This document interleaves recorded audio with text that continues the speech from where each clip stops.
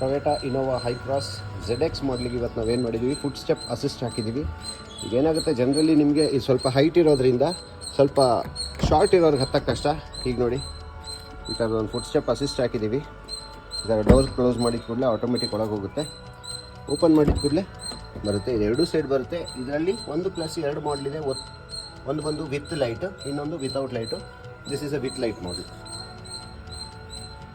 Fittings ಎಲ್ಲ ನಿಮಗೆ ಇದಕ್ಕೋಸ್ಕರ ಅಂತಲೇ ಬರುತ್ತೆ. The brand name is JCBL accessories ಹಾಕಿದ್ದೀವಿ.